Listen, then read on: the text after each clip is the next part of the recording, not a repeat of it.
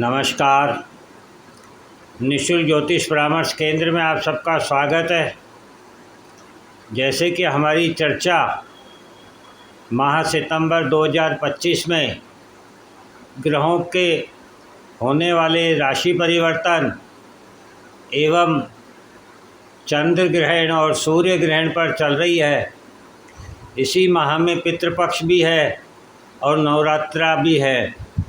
अतः यह माह बहुत महत्वपूर्ण हो जाता है क्योंकि ग्रहण कुंभ राशि में लग रहा है और कुंभ राशि अमृत कलश को दिखाती है, हमारे सोशल नेटवर्क को दिखाती है, हमारे संबंधों को दिखाती है और हमारे जीवन में संबंध ही महत्वपूर्ण होते हैं क्योंकि हम अपने पूरे जीवन में इन संबंधों के आधार पर ही अपने जीवन की रचना रचते हैं। किसी को मित्र, किसी को शत्रु मानते हैं और उसी के अनुरूप अपने जीवन की यात्रा पूर्ण करते हैं। इसलिए यह चंद्र ग्रहण अति महत्वपूर्ण है क्योंकि चंद्रमा हमारे मन का कारक है और मन के द्वारा ही हम किसी को अपना मित्र मानते हैं और किसी को अपना शत्रु, किसी भी चीज़ को अपने लिए शुभ मानते हैं और किसी भी चीज़ को अशुभ। जो कुछ हम जीवन जीते हैं वह मन के अधीन होकर जीते हैं। इसलिए ये अति महत्वपूर्ण है। अब यहाँ हम कन्या लग्न राशि के बारे में जानेंगे कि माह सितंबर में कन्या लग्न राशि वालों पर कैसा प्रभाव होगा। तो 15 सितंबर तक की पहले चर्चा करेंगे और 15 सितंबर के बाद की चर्चा फिर करेंगे।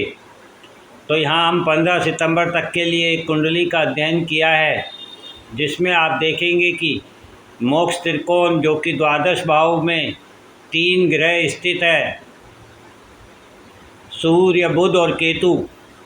और 7 सितंबर को पूर्ण चंद्र ग्रहण भी कुंभ राशि में 6ठे भाव में राहु के द्वारा लगेगा। चंद्रमा जो कि कर्क राशि के स्वामी हैं और कर्क राशि कन्या लग्न राशि वालों के एकादश भाव इच्छा पूर्ति के भाव की होती है जिसमें शुक्र स्थित है और शुक्र हमारे सुख, वैभव, विलासिता को दिखाते हैं, हमारे प्रेम प्यार संबंधों को दिखाते हैं।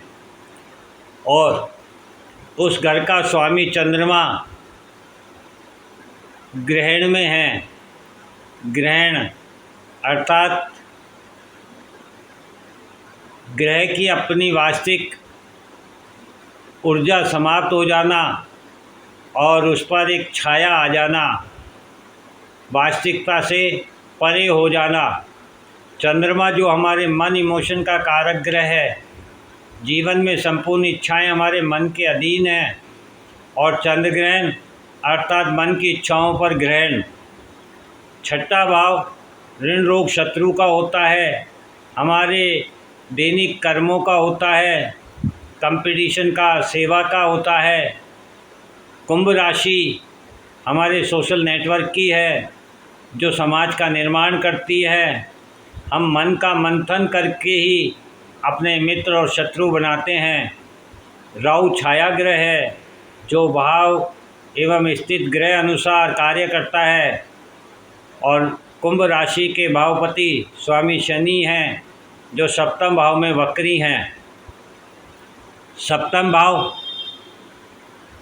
हमारी दृष्टि का होता है जिससे हम प्रभावित होते हैं इस समाज में, वही सप्तम भाव दिखाता है। अतः मन बाहरी सुंदरता, दिखावे से प्रभावित होगा, वास्तविकता पर ध्यान नहीं जाएगा। आपके शत्रु आसानी से आपके मन को पढ़कर आपकी कमजोरी का लाभ उठाएंगे और आप बेवजह ऋण, रोग, शत्रु में घिर जाएंगे।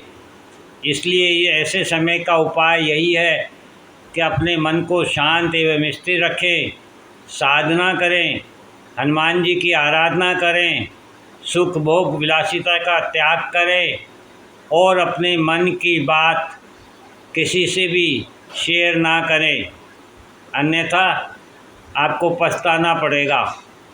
इसी प्रकार से यदि हम 15 सितंबर के बाद की चर्चा करते हैं तो यहाँ हमने 15 सितंबर के बाद जो ग्रहों का परिवर्तन होगा, राशि परिवर्तन, उसके अनुसार कुंडली का निर्माण किया है। इस कुंडली में आप देखेंगे अर्थ त्रिकोण दूसरे, छठे और 10वें भाव में 3 ग्रह हैं। 10वां भाव कर्म का है, मिथुन राशि कम्युनिकेशन की है और गुरु ज्ञान के हैं। अतः अपने कर्म के लिए जो भी बोलें, कर्म स्थान पर जो भी कार्य करें वह स्पष्ट हो, सत्य हो और धर्मयुक्त हो, तो आपको कर्म क्षेत्र में वृद्धि देखने को मिलेगी। द्वितीय भाव तुला राशि में मंगल है। द्वितीय भाव वाणी का होता है। तुला राशि बैलेंस की है और मंगल एक्शन के कारक ग्रह हैं। अतः पूरी बात सुने बिना, समझे बिना, बोलने से पहले अपनी बात को तोल लें और फिर रिएक्ट करें, फिर जाकर बोलें, तो आपको मंगल शुभ फल प्रदान करेंगे, अन्यथा शत्रुता पैदा करेंगे। इसी प्रकार से छठा भाव कुंभ राशि में राहु है और छठा भाव जैसा कि हमारे ऋण रोग शत्रुओं का है और कुंभ राशि हमारे सोशल नेटवर्क की है। राहु छाया ग्रह है जो सच्चाई पर पर्दा डाल देते हैं। जो दिखता है हमें वो वास्तव में होता नहीं है और जो वास्तव में होता है वह हमें दिखता नहीं है। राहु का ऐसा ही प्रभाव होता है। अतः मित्र और शत्रु के अंतर को समझने का प्रयत्न करें। जो मीठी बातें कर रहे हैं कहीं ऐसा ना हो वो मन में खार रखते हों, शत्रुता रखते हों, और जो कड़वी बात बोल रहे हों वे आपके वास्तव में हितैषी हों, क्योंकि बीमारी का इलाज कड़वी दवा ही करती है। मिठाई हमेशा शुगर को बढ़ा देती है, डायबिटिक की बीमारी देती है और कई रोग देती है। इसलिए मीठे से बचिए, लोगों के मधुरता से बचिए, लोगों के वास्तविक स्वरूप को समझिए। जब तक मित्र और शत्रु के अंतर को समझने का प्रयत्न नहीं करेंगे तब तक शत्रु ही मित्र बनकर जीवन का सबसे बड़ा धोखा देने वाले सिद्ध होंगे।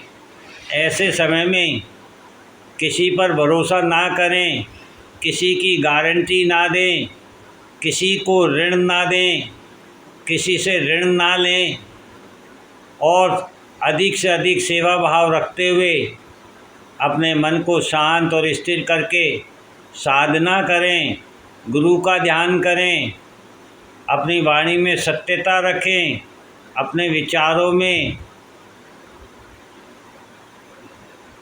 स्पष्टता हो, अपने विचार और अपने कर्म क्षेत्र, अपनी वाणी में धर्म हो, तो फिर यह ग्रहण आपको शुभ फल प्रदान करेगा। जय हिंद, जय भारत।